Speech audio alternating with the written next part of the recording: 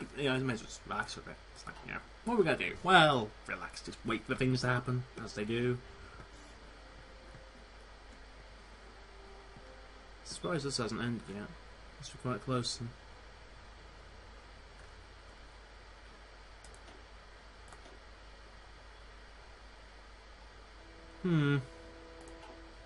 Nothing much to say at this point, so like literally just look around what's going on. Britain air defence, that's historical. Well, to be fair, we're doing all the historical ones anyway, so.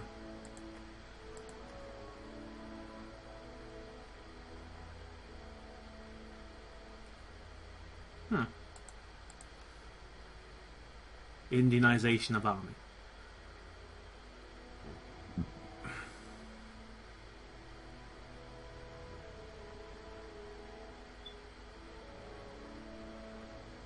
To be fair, I'm tempted to actually like build up an army and get ready for out here, but Indochina's worth more. Hey, guys. Let's get strength from government. This is one of the big ones I go for. Because strength from government gives you 0.2... I'm guessing it'll be stability this time, per week. Which, over a year... It runs for about a year, but 0.2 stability a week. Over 50 weeks, that's... about 10 points stability, and then after it's run its course, you can get destroyed government out of the way, which is another 10 stability. So that's more political power, and then more political power, more output. So there's no reason not to take it. I guess while I'm waiting, I'm gonna do a bit of reading. No, it's one of those days where it's way too freaking hot. I've been doing a course lately. It's been indoors all the time. And now I actually get a chance to like enjoy myself, like relax. Because I've been meaning to record and just haven't been able to get around to it. I've got 2 episodes called Seal I need to edit. I just haven't been able to. And now I've got myself a new Warhammer book. The Battle Tome for the IDNF Deacon, who literally came out today. And apparently the... So I used to play Battalions. That's still technically do. I love my cavalry. That's, my Battalions were like the kings of the battlefield for the longest time, and they got nerfed to hell. And I'm not even kidding. They were actually like so nerfed that I kind of consider them to be the most powerful in the game, just in general. And they've gone down to God knows how low. Like I used to be able to get like. If people who don't play Warhammer aren't going to know what I mean when I say this.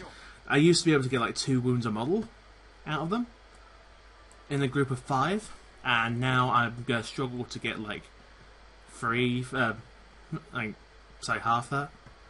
So like 1 wound a model, which to be fair, it's situational. If they go with a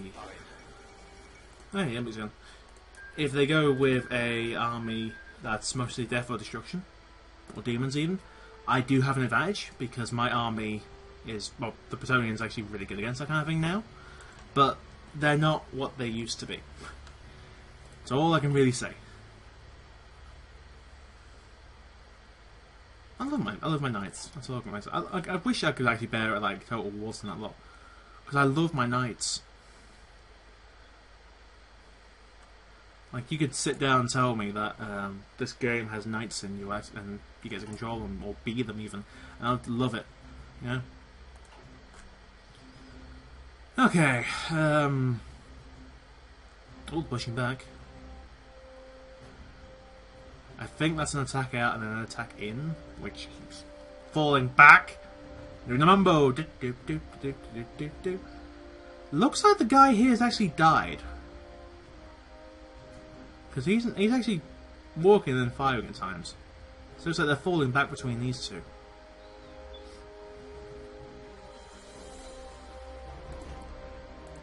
I mean, they're not going to win. It's weird saying Nationalists being called the Defenders. Yeah, look at that difference. You can barely keep up now. Feel like manpower's out of your favour. You're done. You're dead, kid. Funny that these guys have less war support, but more stability. Alright, so from here, where do we go? I think I'm going to save up to get the engineer company when we actually research it. I am going to research anti-tank as well, which that will make sense when you see it because it actually makes it so German panzers aren't that good. They're not as powerful as they could be. So this means I'm going to have to leave the Air Force to someone else, which I'm going to have to deal with when it comes to that moment. I could cut off training about here, so I can get what? 5, 10, 15, 25 out of them? 25. And I'm gonna need what? Engineer, 80. Support anti-tank. I mean, I think I need to train a bit more. I'll see what happens. Like, I might get to a point where I just don't need to train anymore. How's this going anyway? 41 days. Please, I can't really bore anyone with historical information because I haven't looked up the Blighter myself. It's been that long since I've actually thought about anything in this area that's interesting to look up. I guess 1936.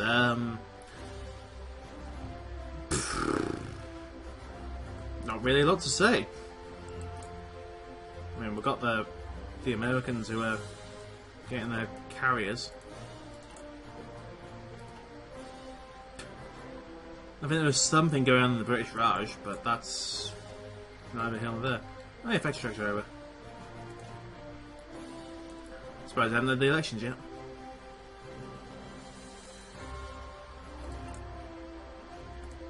What do you actually do with French estates?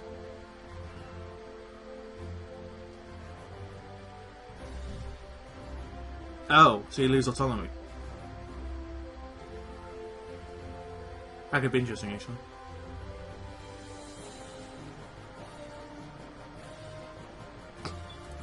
So how do you get rid of risk of famine? I think risk of famine you get rid of by getting rid of corruption, which is this one. I can't remember how you get rid of the agrarian society.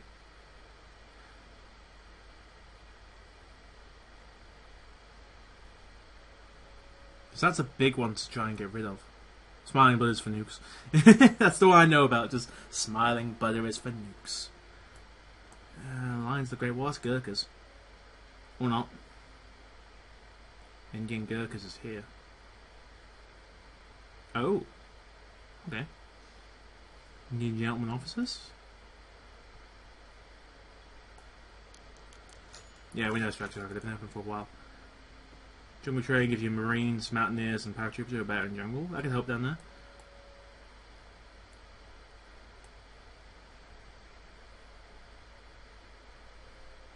Make things worse for you, apparently. The Tomb Nation, in theory, almost worked, actually. But they go for the Quit India movement, which needs Quit Mission, okay. Oh, okay. So Prince of States donation.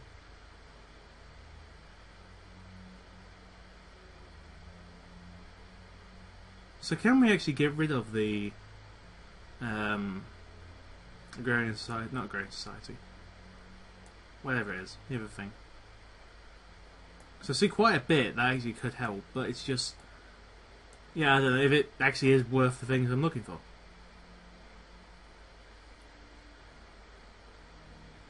Risk of famine seems like a big one that you need to get rid of. An agrarian society. Just doesn't seem to be in here. I guess maybe it's just stuck on that. I mean, I wouldn't exactly hold it against the game if that was actually a thing that had to stay. It would make sense, but it would be nice if there was like an option to try and get rid of it when it was difficult. I don't know. Anyway, how far are we off? 3 days. 3 days now we work in the military.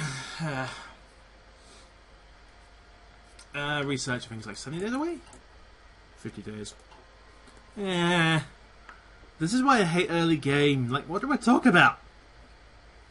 Like, I don't know, there's staff purges? No, price of propaganda. Poland is doing things. Right, that's going to take a year, so we've got like 5 of these we can take. So that's 1, 2, 4, 4. I think Metropolitan France is better. So we'll take Defensive Focus. That actually gives us access to a expert as well, who's going to be defensive. It's kind of weird, because the focuses you get, it's like the commanders you get through them are actually like, it's so like 50 political power, but they're double as effective as the guy you get for 150. Which actually, I guess it makes sense, but then you'd have thought you'd have gotten the other guy through something else. I mean, choosing which angle your army goes, either aggressive or defensive. I honestly don't see a reason to go aggressive. I mean, motorized makes so you can build motorized faster. Yeah, that's a good thing. Mechanized gives you mechanized models. I don't think it affects motorized. This is to get light to medium tanks, which, honestly, you could probably do better with Levy en masse, considering you get small arms, which everything needs small arms. Grand Battery for artillery, and Char de Bataille for heavy tanks. And heavy tanks, while you can't build as many, honestly, they last longer. And they do a lot, they're a lot heavier hitter. That makes sense in my head. Especially if you get mechanized, you get more armor, they actually take a lot more to kill. Of course, you know, supplies can't kill you, but that's supply lines for you. Sorry, he's going somewhere though. Alright, what are we on? 5-2. And well, I've hit.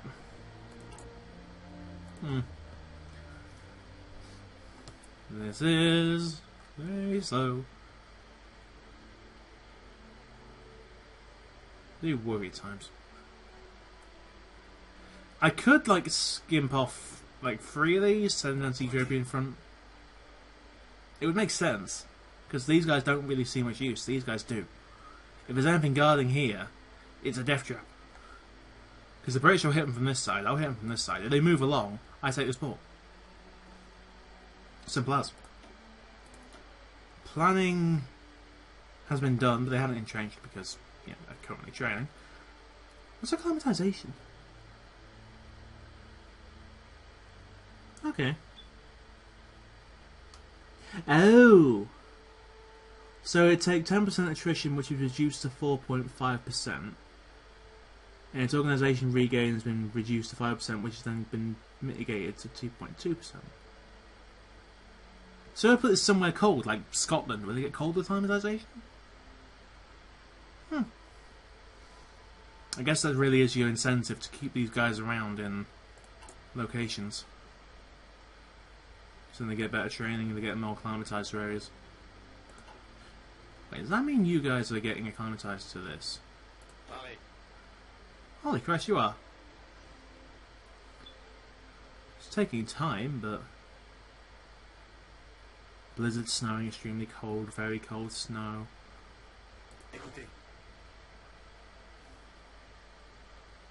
Hot acclimatization. Where are you from?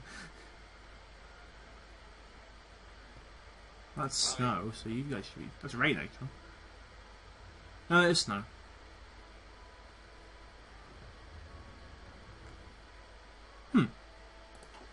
Maybe one day I'll understand how this all works. Changed a lot since I last played, though. Like, acclimatization wasn't a thing before, but I like the idea of it. I guess I've got twofold reason for liking the idea of it. I mean, like, on one hand, it makes sense that the Germans don't just appear in Africa and they can fight as if they were there all the time. Same with Russia. They're fighting in Russia all the time, so they're used to the cold. Whereas, that was actually a thing the Germans had to deal with when they invaded Russia during Barbarossa. They were freezing cold, they couldn't take it. I guess it keeps you from, like, overextending, but then areas like the South America, that's going to be hell to deal with. I mean, supplies are already bad enough down here, but... Jeez. Been a nightmare. I mean, I get it, it makes sense, it's just South America's hell to invade. I mean, the jungle doesn't really help you. The Amazon's a pain in the arse. I guess I actually give Canada, Australia, New Zealand and South Africa something that helps them hold off. Some reason why they're actually a thing. Same with Raj, really. So what's this we're missing? Artillery. It's always artillery. It's always artillery. I'm going to be like 6 a week. 6 and 7. We are getting factories up. It's not quick enough for my liking. So.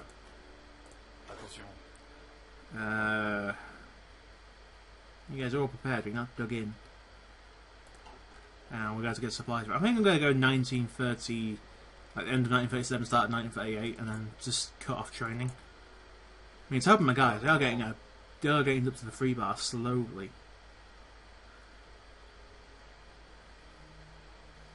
And the free bar is probably I think it's the best they can get. Here we go. Free bar is the best they can get for just training. If you really want me to have a free bar, like regulars, because you get green, you get trained, and then you get like regulars who have seen combat experience. Seen combat. It's actually really interesting how they do it. That's all three of these done. Radio. It's end of 36. I'm gonna go with the AT gun, cannon de 25mm. Also, we're going to go with the interval artillery upgrade, which are all 140 days again. Timings.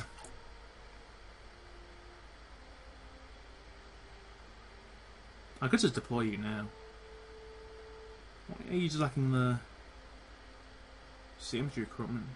Well, everything really, but if we can get the infantry equipment up, then we can save ourselves a lot of time. I can levy on Mars on the way anyway. No, Mike, you can't actually hear me, but yeah. Mike is plugged in. Hello, Snowball. I hope it's recording after all this. Just sit here, like, recording for like 2.5 hours. Just say this and that and the other. And it turns out, no, you're not actually recording. No. Here we go. Where he gets the Barcelona, it's like the last gasp. And they're going to hold on to the end, but that's about it. There's not much more they can do now.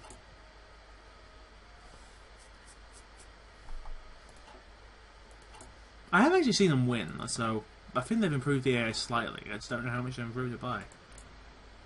Army expansion. Research slot. Have you actually had anything new added to you?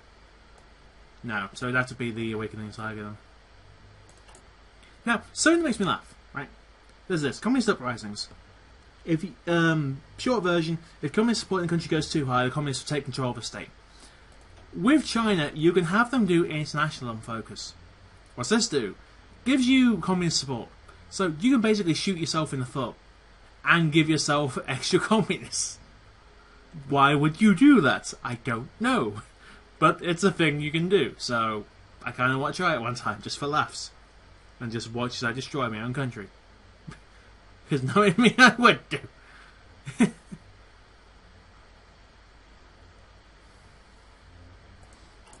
To be fair, it would be very easy to destroy a country, because you've got to send like communists out all over China.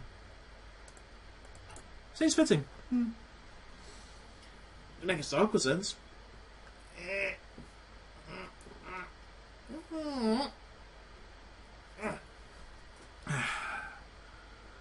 Wilhelm is so happy when this speeds up. So, we are getting bonuses out of this. Though I might want to try and work on getting rid of the communists.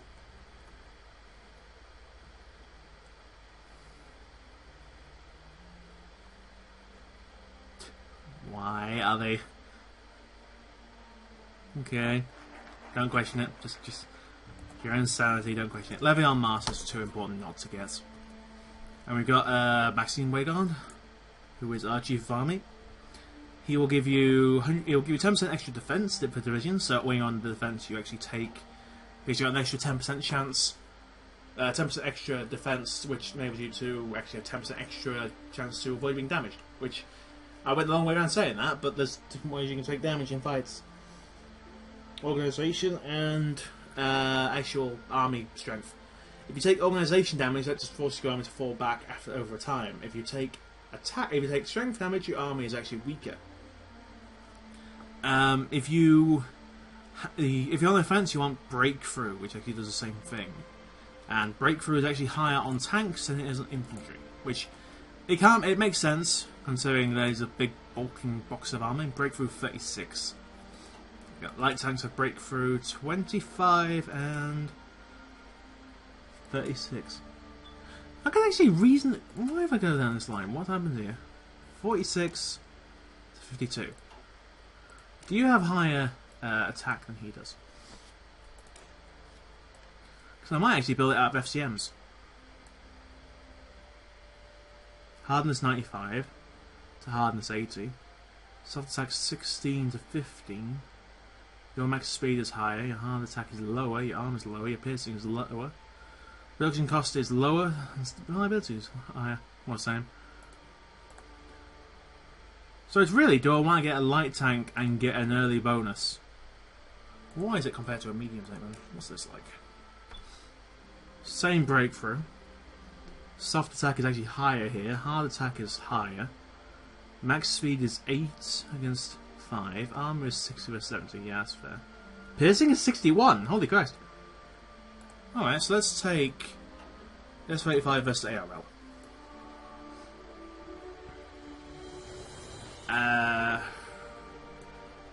One defense in it, one breakthrough in it, which can be a big difference, but hardness 95 to 90, 25, that's not actually a big difference.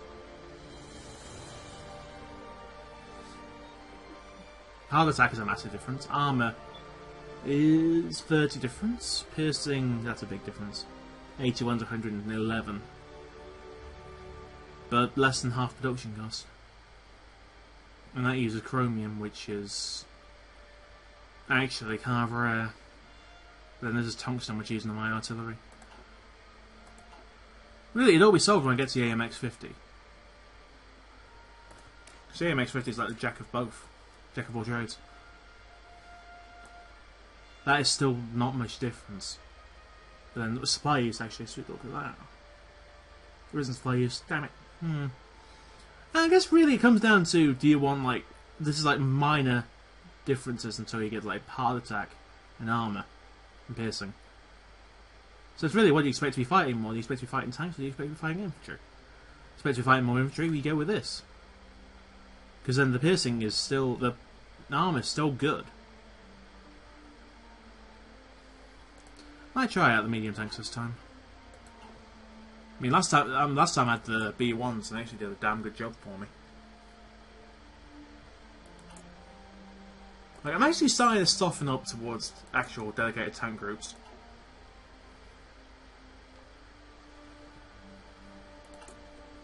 It's taken a while. I mean, how long have I had this game now? Like, a year or so? And now we're here. Swift is learning! Yay!